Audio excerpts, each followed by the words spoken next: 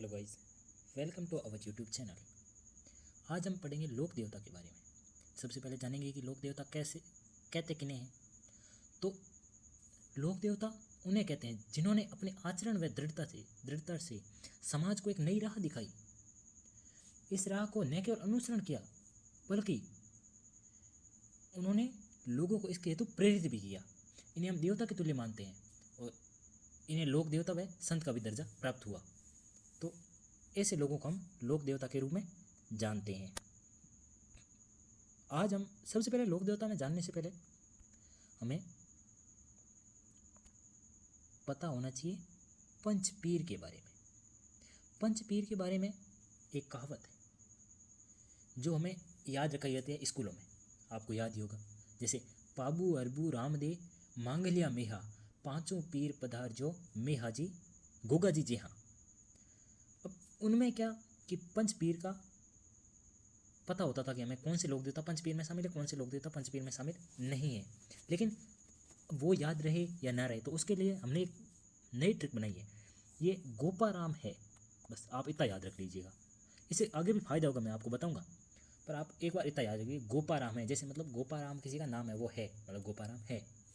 इससे गो से गोगा जी, पा से पाबू जी, रा से रामदेव जी, मैं से मेहा जी मांगलिया और है से हड़बू जी सांकला। अब इससे हमें ये फायदा होगा कि इनकी जो डेट ऑफ बर्थ है वो याद रखने में हमें बहुत फायदा होगा।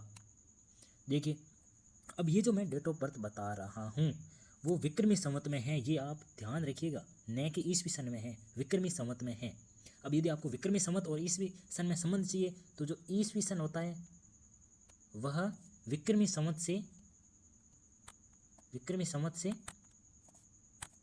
57 कम होता है। मतलब यदि अपन को ईसवी सन चाहिए तो जो विक्रमी संवत दिया है उसमें से 57 घटा दो।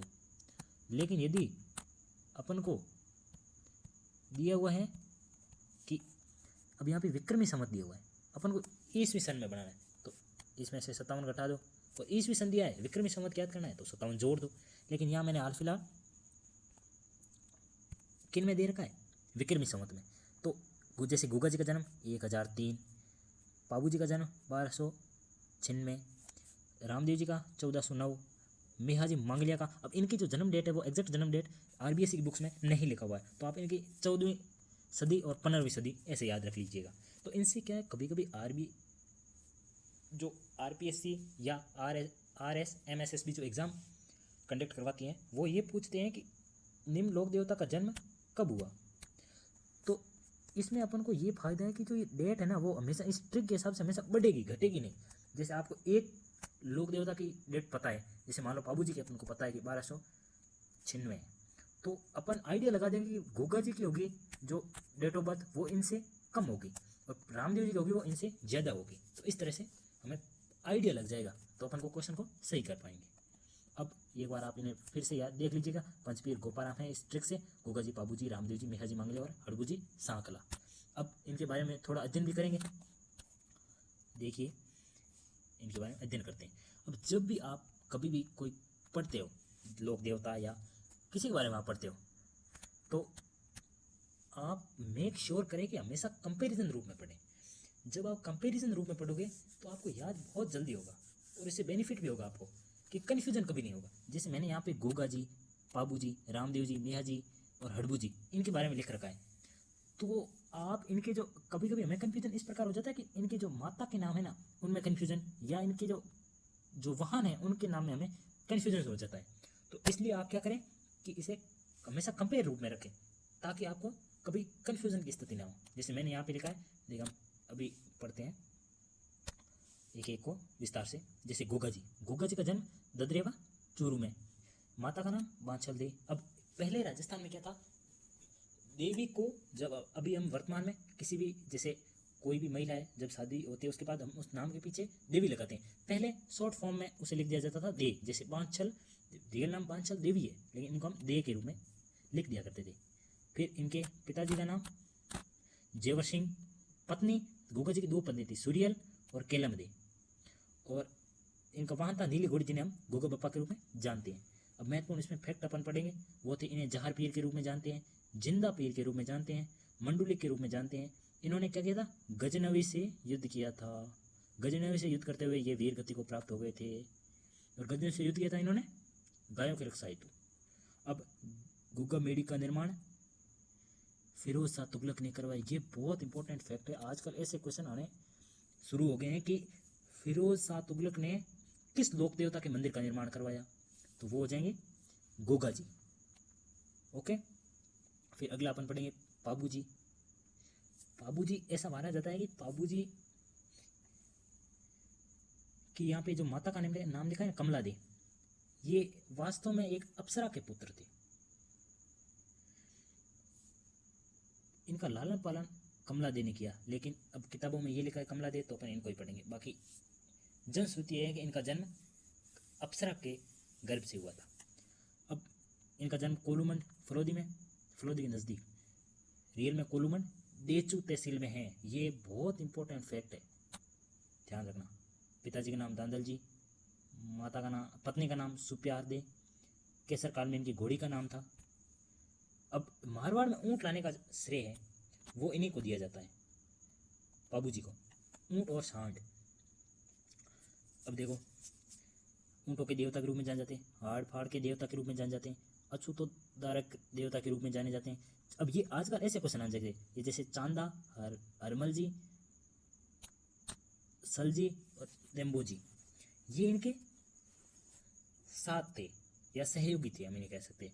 अब एक बार क्वेश्चन आया था कि हरमल या इनको हड़मल, कुछ भी कह सकते हो आप, रायका किस लोक देवता के सहयोगी थे, तो वहाँ पर ऑप्शन जैसे गुगा जी, पाबू जी, रामदेव जी और हड़बू जी, तो अपन को वहाँ पे पाबू जी सही करना है। ऐसे क्वेश्चन। वैसे हड़मल जो रायके हैं, रायका, वो इनके ऊँटों की देखभाल करता था और चैत्र अमावस्या में इनका मेला लगता है। ओके, अब आगे पढ़ेंगे रामदेव जी के बारे में। रामदेव जी उड़ूकास में शिव तहसील के बाड़मेर जिले में। मैना दे माता का नाम, पिता का नाम अजमल जी, पत्नी का नाम निहाल दे, नीला घोड़ा जिसे रेवत के नाम से जाना जाता है। अब ये सांप्रदायिक सद्भावना के लोक देवता है, कुष्ठ रोग निवारक है, पीरों के पीर इन लोक देवताओं को जाना जाता है। अब शुद्धि आंदोलन के प्रवर्तक, एकमात्र लोक देवता जो जिन्होंने कोई आंदोलन चलाया था, शुद्धि आंदोलन के प्रवर्तक। अब हरजी भाटी, लकी बंजारा और रत्ना रायका, ये इनके सहयोगी थे। अब यहाँ पे अब क्वेश्चन ऐसे आता है कि ये रत्ना रायका किन लोक देवता से संबंधित है, तो रामदेव जी। और वहां पर मैंने आपको पहले क्या बताया था, हरमल रायका, हरमल जी रायका किससे संबंधित है, पाबू जी से। ऐसे आपको कंपेयर करके रखोगे तो आपको ऐसे कभी कंफ्यूजन नहीं होगा। फिर अब आगे बढ़ते हैं। नेहा जी मांगलिया, ये बापिनी जोधपुर के जन्मे थे। इनके पिताजी का नाम था गोपाल राव सांकला। अब कईयों को कंफ्यूजन होगा क्योंकि नेहा जी अपन जगह पढ़ते हैं, नेहा जी मांगलिया पढ़ते हैं, तो मांगलिया इनकी क्या था, लड़िया होता।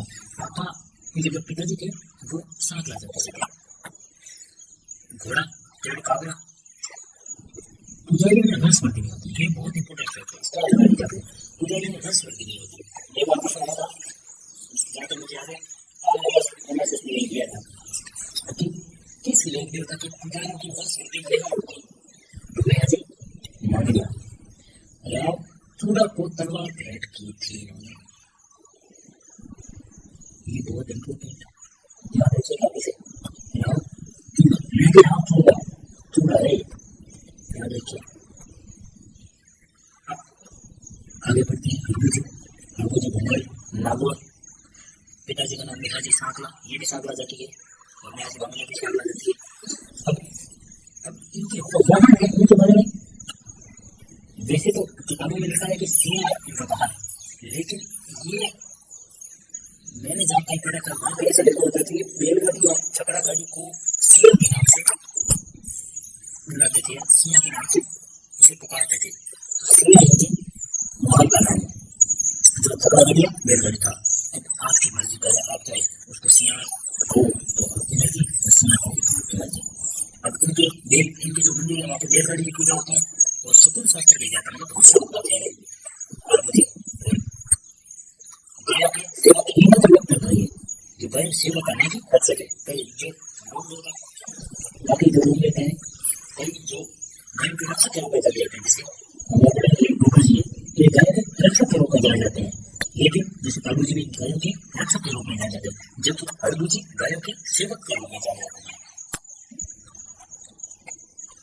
और ये पंगु गायों के देवता के रूप में जाने जाते हैं, क्योंकि इन्होंने पंगु गायों की सेवा की थी। ये अपनी बैलगाड़ी चकड़ा गाड़ी पर जो भी गाय के खाने के लिए होता था वह पंगु गाय को देते थे। इस कारण गाय को सेवक देवता के रूप में जाना जाता है और पंगु गायों के देवता के रूप में जाना जाता है। इस तरह जब आप पढ़ोगे तो आपको बहुत अच्छा लगेगा और कंपेरिजन करते चलोगे